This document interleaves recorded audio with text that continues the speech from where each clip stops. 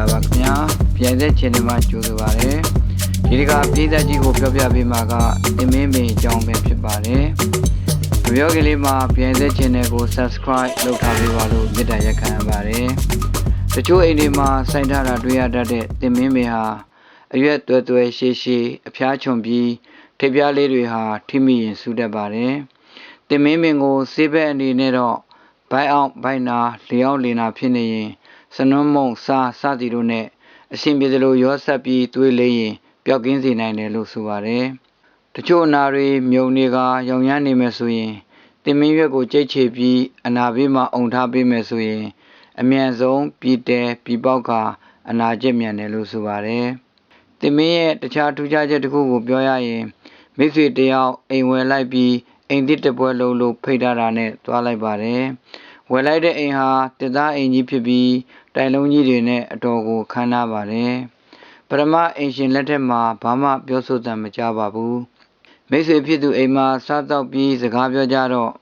အိမ်ကြီးကကြီးပြီးတစ်တွေကလည်းကောင်းလိုက်တာတော်တော်ခံရတာပဲဝယ်လိုက်တဲ့ဈေးနဲ့ဆိုအတော်တန်တာပဲလို့မိတ်ဆွေကိုပြောလိုက်မိပါတယ်မိတ်ဆွေကတငယ်ချင်းကြီးတန်တာတော့အတော်တန်တယ်တန်လို့လဲဝယ်လိုက်တာပါဒါပေမဲ့ဝယ်ပြီးမှမှားများမှားသွားပြီလားလို့တွေးနေမိတယ်ဘယ်လိုဖြစ်လို့လဲကွာပြောပြစမ်းမအောင်လို့ပြောတော့မိတ်ဆွေကတငယ်ချင်းရေနေဘက်တော့တခြားအတန်တွေကြောင့်လားတော့မသိဘူးဘာမှမကြားပေမဲ့ညဘက်ဆိုရင်လေအိမ်ရဲ့ဘယ်နေရာမှန်းကိုမသိတဲ့နေရာကတက်ခေါက်တန်လိုသွားကျိတ်နေတဲ့အတန်လိုတွေကြားနေရတယ်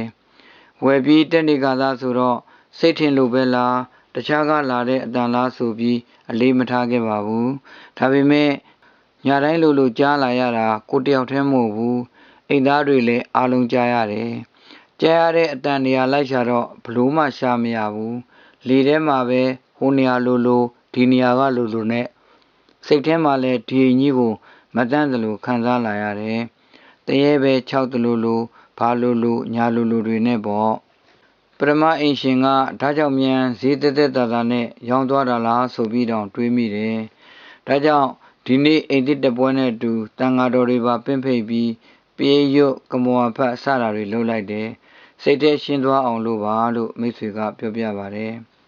မိတ်ဆွေအိမ်ကပြန်လာပြီးလောကီလောကုတ္တရာနှံ့ဆက်တဲ့ရင်းနှီးတဲ့ဆရာကြီးတူးစီသွားကအကျိုးအကြောင်းပြောပြမိပါတယ်ဆရာကြီးကဟာကောင်ရအဲ့ဒါဘာတည်းတစ်စီမှမဟုတ်ဘူးကွအိမ်ဆောက်ထားတဲ့တစ်ထဲမှာမကောင်းတဲ့တစ်ပါနေလို့တစ်ချောင်းလို့ခေါ်တယ်မင်းတငယ်ချင်းပြေးရွတ်လဲပျောက်မှာမဟုတ်ဘူးမယုံနောက်ရက်တွေမှာတွတ်ဆုံစမ်းကြည့်အဲ့ဒါနိုင်တဲ့နီးကတင်မင်းတစ်ခုပဲရှိတယ်အတန်မြည်နေတဲ့တစ်ကိုသိရင်တင်မင်းတန်ရိုက်ထဲလိုက်ဒါပေမဲ့အိမ်ကစောက်ပြီးသားဆိုတော့ဘယ်တစ်ကတစ်ချောက်ဖြစ်နေလဲဆိုတာမသိနိုင်တာများတယ်အဲ့ဒါမျိုးဆိုရင်တင်မင်းကိုအိမ်ရဲ့လေးဘက်လေးတန်မှာတစ်သားတွေကိုရိုက်သွင်းပေးလိုက်ရင်အလုံးကောင်းသွားမယ်တင်မင်းရဲ့ထူးခြားချက်ကဘလောက်မာတဲ့တစ်သားဖြစ်တစ်သားချင်းဖြစ်နေတာတောင်ရိုက်သွင်းရင်တန်လိုပဲဝင်သွားတယ်ငါမှတော့ရှိနေတယ်မင်းကိုလေးချောင်းပေးလိုက်မယ်မင်းမိတ်ဆွေအိမ်မှာတွားရိုက်ပေးလိုက်ပါအရင်တော့စုံစမ်းမအောင်ပေးရွတ်တာအဆင်ပြေသွားလားဆိုတာပေါ့လို့ဆရာကြီးကပြောပါတယ်ဆရာကြီးကဒါကြောင့်တချို့နားလဲတက်ကြွတဲ့သူတွေကအိမ်ဆောက်ရင်စတော့ကလေးကတင်မင်းကိုလေးဘက်လေးတန်တိုင်တွေတဲကိုရိုက်သွင်းထားတတ်ကြတယ်မကောင်းတဲ့တစ်ချောက်ပါနေရင်လည်းအလိုကာကွယ်တားဆီးပြီးသားဖြစ်သွားတာပေါ့တချို့အိမ်တွေမှာလည်းတင်မင်းတွေကိုစိုက်ထားတတ်ကြတယ်အကာအကွယ်ရအောင်လို့ပေါ့အကာအကွယ်ဆိုတာတခိုးတပြရန်ကိုပြောတာမဟုတ်ဘူးအိမ်ထဲခြံထဲမှာစောစကပြောတဲ့မကောင်းတဲ့တစ်ချောက်ပါနေရင်ကာကွယ်ပြီးသားဖြစ်သွားတာပေါ့လို့ဆရာကြီးပြောပြလို့သိခဲ့ရပါတယ်ဆရာကြီးပေးတဲ့တလက်မတာတင်မင်းချောင်းလေးခုကိုယူလာပြီးအိမ်ပြန်ခဲ့ပါတယ်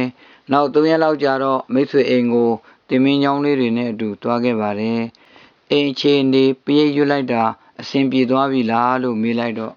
တငယ်ကြီးရေဘာမှမထူးကြပါဘူးကွာအတန်တွေကကြားမြဲတိုင်းပဲကြားနေရတယ်လူကြီးတိတ်ချိန်ဆိုပိုဆိုးအတန်အကျယ်ကြီးကိုကြားရတာ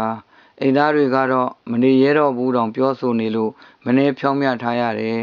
ငါလဲဘာလို့ရမှန်းကိုမသိတော့ပါဘူးကွာ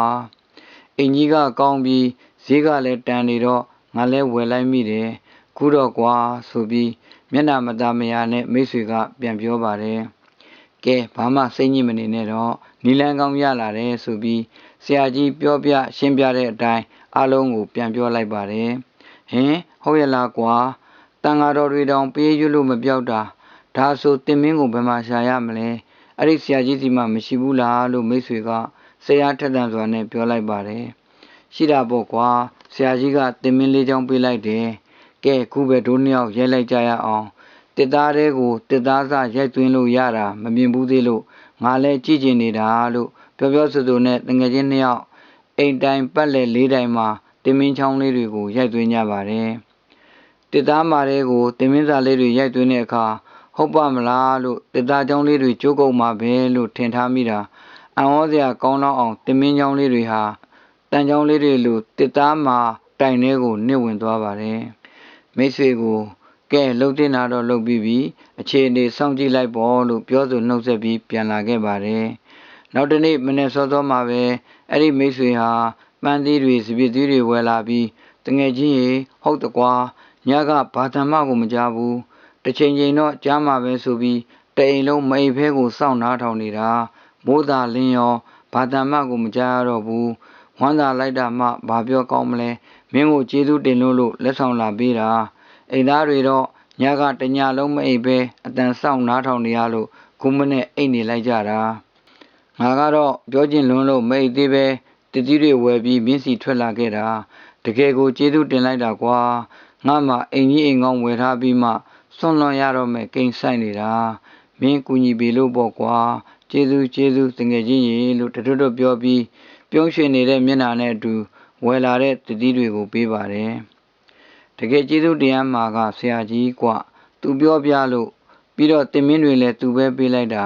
သူ့ကိုယ်သာသွားပေးပါကွာလို့ပြောလိုက်တော့ဟာဘယ်မေ့မလဲသူ့ကိုလည်းသွားကြတော့မယ်စီစဉ်ပြီးသားမင်းနဲ့အတူသွားမယ်လေဒါကမင်းအတွက်တည်တံ့ယူပါကွာဆိုပြီးအတင်းပေးထားခဲ့ပါတယ်ဆရာကြီးနဲ့တွေ့ရင်တင်မင်းမင်းတွေဘယ်မှာရနိုင်မလဲဆိုတာပါမေးပြီးတင်မင်းမင်းကိုပါအိမ်ချန်နဲ့စိုက်ထားအောင်မယ်ကွာလို့မိတ်ဆွေကပြောသွားပါသေးတယ်အဲ့ဒီနေ့ကစလို့မိတ်ဆွေအိမ်မှာတက်ခေါက်တန်တွေသွားကြိတ်တန်လိုအတန်တွေလုံးဝမကြားရတော့ပဲပျောက်ကွယ်သွားပြီးမိတ်ဆွေမိသားစုလည်းအိမ်ကြီးအိမ်ကောင်းမှာစိတ်ချမ်းသာနဲ့နေရပါတော့တယ်ကဲပြိဿကြီးဒါကတော့တင်မင်းနဲ့ပတ်သက်လို့တွေ့ကြုံရတာလေးကိုပြောပြပေးတာပါမိတ်ဆွေတို့ပတ်ဝန်းကျင်မှာခုပြောပြသလိုမျိုးကြုံတွေ့နေရရင်တင်မင်းကိုသာရှာပြီးရိုက်သွင်းလိုက်ပါလို့ပြောပြပေးပါနော်ခုလိုပြန်တဲ့ခြင်းတွေကိုကြည့်ရှုနားဆင်ပေးလို့ကျေးဇူးတင်ရှိပါတယ်နောက်ကိုလည်းထူးဆန်းတဲ့ဖြစ်ရပ်ကလေးတွေတဘာဝရဲ့မယုံနိုင်လောက်အောင်အံ့ဩဖို့ကောင်းတဲ့ကံမရဆန်ဆန်အဖြစ်ပြက်လေးတွေကမုန်းနဲ့ပတ်သက်တဲ့တည်ကောင်းစရာလေးတွေဘုဒ္ဓရစရာအသိပညာရစရာစတာလေးတွေကိုကြည့်ရှုနားဆင်နိုင်ဖို့ပြန်တဲ့ channel ကို subscribe လုပ်ထားပေးပါနော်ပရိသတ်ကြီးအားလုံးကျမ်းမာပျော်ရွှင်နိုင်ကြပါစေ